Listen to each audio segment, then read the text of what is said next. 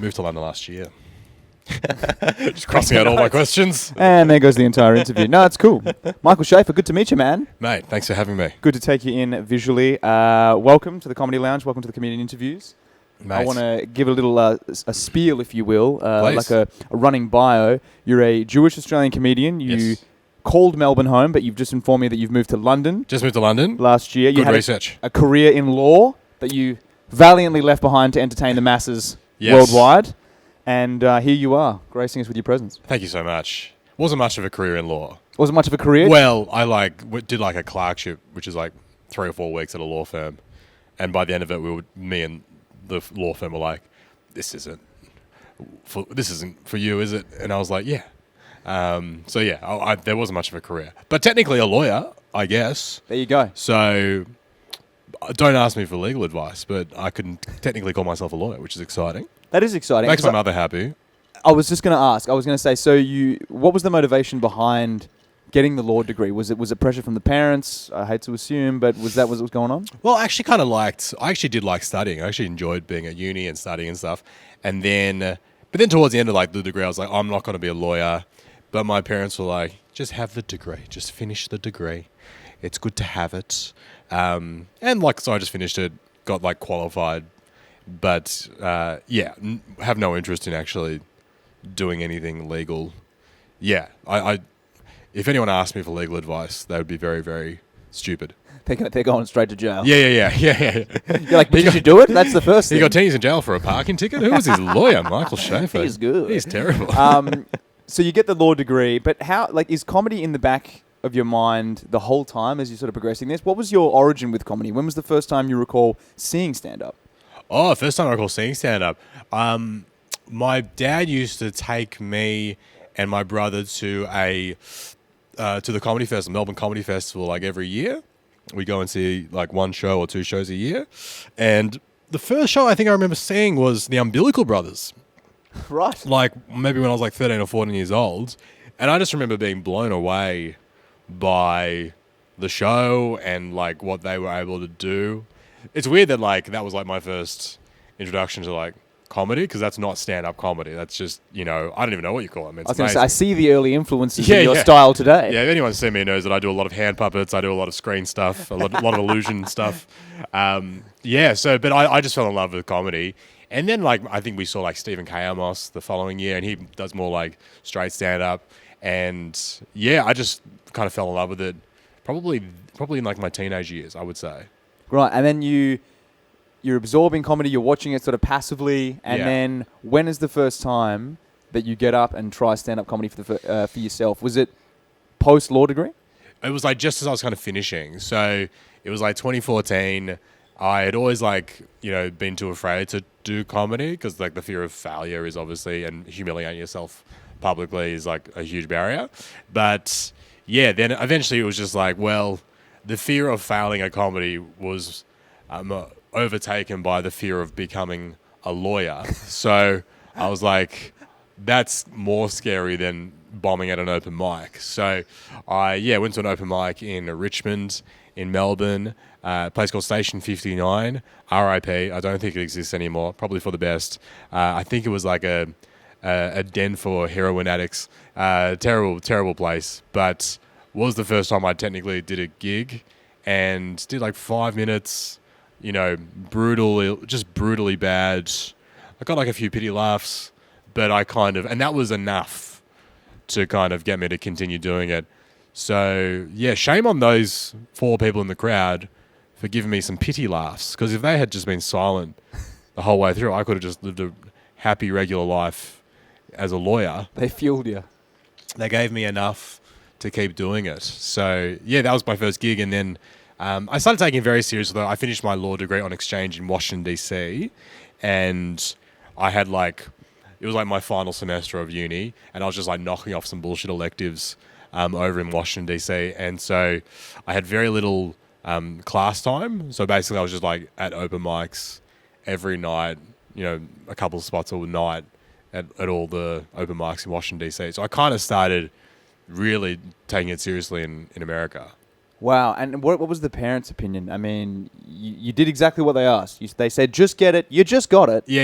And then you're right into the comedy. You're bouncing around the US. What are their thoughts? They were actually like fine with it because I think they'd always trusted me. They're like, okay, he'll like figure it out. So I think they gave me a lot of. They were actually quite like confident that I would make it work, which is helpful. I think like most people would have expected that my Jewish parents would be like, well, you're not going to be a doctor and a lawyer and an accountant. You did the accent, not me. Great. Yeah. So I think that's kind of the expectation of my parents. But no, they were actually like pretty chill about it and pretty good about it. And you'd explain to them that a good day as a lawyer is still worse than a bad day as a comic. So yeah. That is. Actually, I'm not sure if that's true. A bad day as a comic. Yes, sure. It's pretty you savage. can't get any lower. Mate, yeah, I've had some bad days as a comic. Don't you worry. So, what were some of the early goals for you in comedy? Even through the open mic scene, what were some of the early goals you set? Good question. I think my goal was it was always just like get better. You know, it was like, okay, first it's like, can I get 5 minutes of material that's, you know, not awful. Yeah. And then it was like, can I get to 10 minutes? Can I get to 15? Can I get to 20? Yeah, it's just building up material and getting better. That's still the goal now, Yes. you know.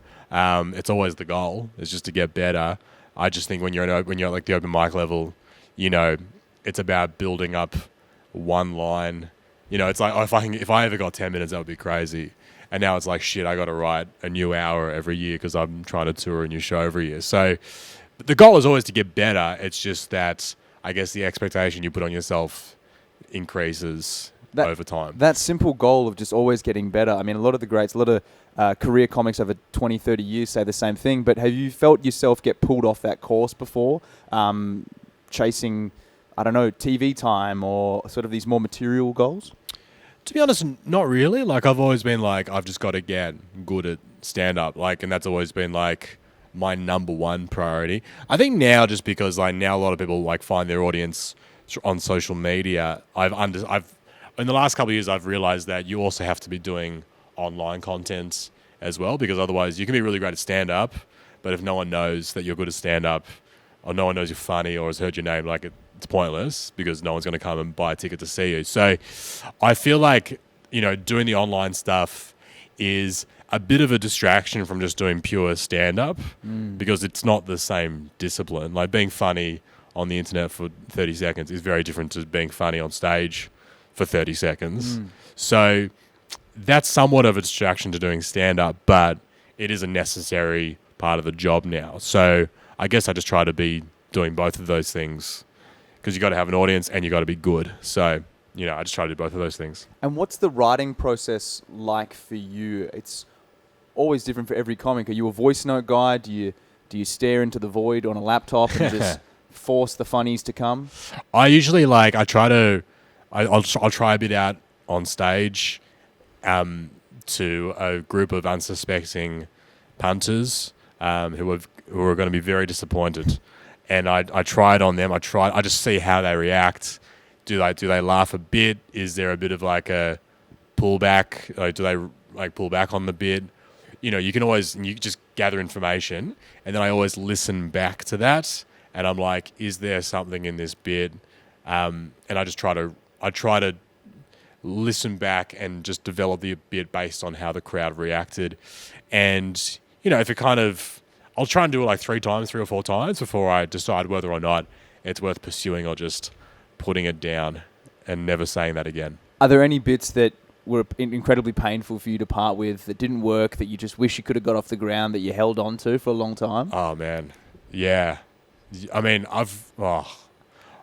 And here it is, the gears are turning. He's like, I'm just are we going to get a YouTube strike for this one? Yeah. And I know it's always a painful experience trying to explain conceptually a bit without it, you know, being performed. I'll put it this. I'm doing a bit right now that I don't know if it will stay in the show, if it will be, or I don't know, because it's at the moment it seems to be like 50% hits hard and 50% just causes people so much discomfort. The bits about I'll say it because I'll say the idea because I don't even know if it'll be. It's a safe space, Michael Shafar. Yeah. Is it? This is the internet. Absolutely, it's a safe space. Totally safe. People are, you know, famously very, very understanding on the internet, and You know, they want to be kind.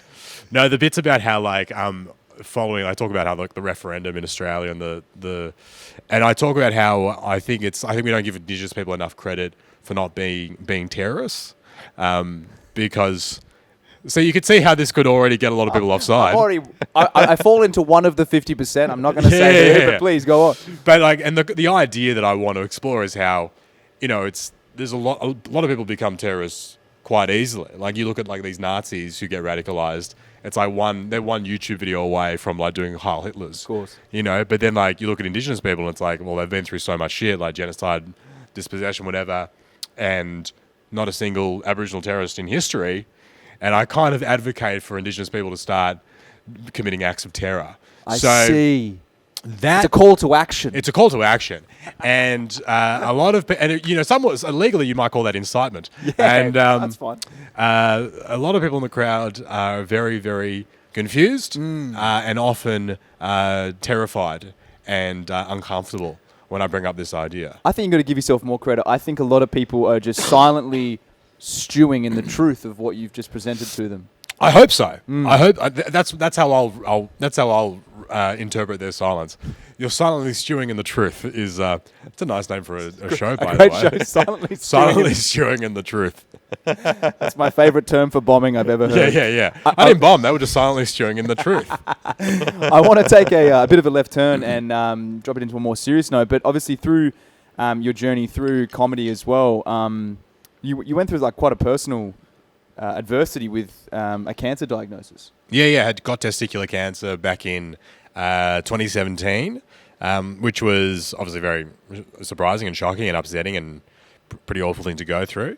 But kind of probably made me a bit better at comedy, I think a little bit, just because like I had to talk about that on stage, and it kind of forced me to talk about something that was like dark and confronting, and try to make the audience okay with that and laugh at it. Yeah. So I think that was kind of the first time where I was like forced to do comedy around a dark topic.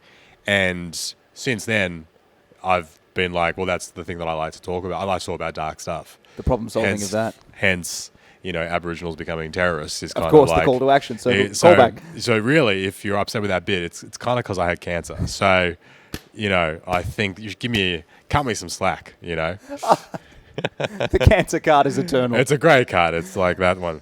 Right. But yeah, so it's interesting thinking how that influenced my comedy and trajectory. I think that's probably it got me talking about dark stuff, and I kind of enjoyed doing that. Yeah, I appreciate you saying that, because I was curious as to you're someone who's gone through a personal adversity, has had to face their mortality, and how important in those low periods was a sense of humor to you, was comedy, was being able to laugh about something that you kind of can't help that's affecting you.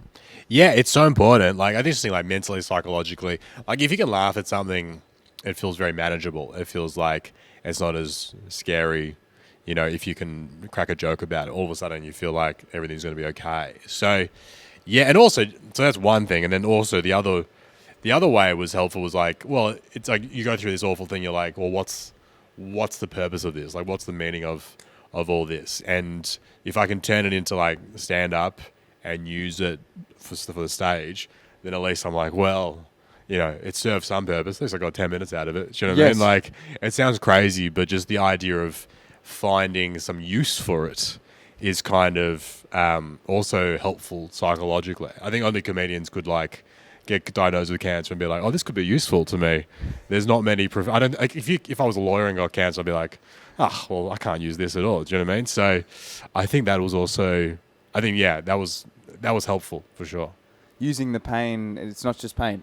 There's catharsis in the crowd. Yeah. There's a new political regime, a call to action that's possibly being presented as well. Yeah. You can affect change with comedy is what we're saying. Listen, man, I mean, obviously the early stages, the goal has always been for you just to sort of get better at comedy. But what makes a good gig for you this many years into your career? What makes you walk off stage and say, that was a fantastic show and I really enjoyed doing that? Only if a new bit works. That's the only time I'm happy. Like if I go on stage and, you know, have a very good set and all the jokes hit, but it was all stuff that I know is good and has been working consistently for a while. I'm still like, there's still something in me that's like, I chickened out. You know, I should have worked a new bit into that to learn something, because I mean, like, I can do that, but I haven't improved because I've just done stuff that I knew was going to work anyway. So yeah, if I've done a new bit and I got something and it works, I'm like, I'm on the path. I'm on the track. Ready to go. Yeah. So that's the only thing that really matters to me. That's the only thing that makes me happy anymore, is a new bit working. Well, I can't wait till you have that same feeling with this great new bit that you're wrestling with right now. Oh man, I mean, whew, if you see me in the future and I do it, Beaming please smile. give me a laugh, please. Oh, do not stew don't you in worry. the silence of the truth. I need the laugh so that I can feel good when I walk off the stage. Please let me know it was good. That's a promise. That's a promise right here. Now listen, man. You released a special on YouTube about 10 months ago. It's called All Right Next Joke. It's on YouTube. People can check it out there. But you've also got a show at the moment called Lots to Say, and then Yes. you're touring to 2024 with that. Where can people get tickets for that? And are you doing Fringe and in Perth and more? Yeah, so just head to my website, michaelshafar.com. I always put up all the cities and stuff there. I've got shows for the Fringe World in Perth, Fremantle. I'm doing a show tonight in Kalamunda, but I presume this will not be out in the next 2 hours for people to come to that show. And then I'll be at the Melbourne International Comedy Festival in April, May. But yeah, I live in March, April, but I live in the UK now, in London. So I'll be adding shows in like London and Edinburgh and stuff around the UK as well. So yeah, just head to my website. Everything will be up there. And Instagram, Michael Shafar Comedy. You got that one? Just Michael Shafar. Michael There's not Shafar. many also, Shafar is spelled Shafar, which is a very unique way of spelling Shafar. Perhaps you would say the incorrect way of spelling Shafar. Yes. But it does help. It means that I own the handle. You've got the handle. On everything. So you can find me pretty easily. That's great, man. Listen, before we wrap up, if you could go back and give some advice to young Michael Shafar, what would that be? Is there anything that's really helped you over the years that you wish you knew when you were a little bit younger? Honestly, I would just say, just start earlier. Like, I started when I was 23, 24. And the only reason I didn't start earlier was because I was afraid of failing. And, that was just me being immature and not understanding that you have to fail at things when you're starting something new that's hard. So that's the only thing I would say to myself is I should have started earlier. But, got to live with the fact that I just started when I did, and that's fine. But, I always think that don't let fear of failure determine what your decision is going to be in life. That's a very bad way to live. That's great, man. I think that's great advice. And the worst that can happen is that people silently stew in the truth. In the truth, absolutely. Thank you for that term, brother. It's going to get me through some hard times. Michael Shafar, ladies and gentlemen. Clap, clap, clap.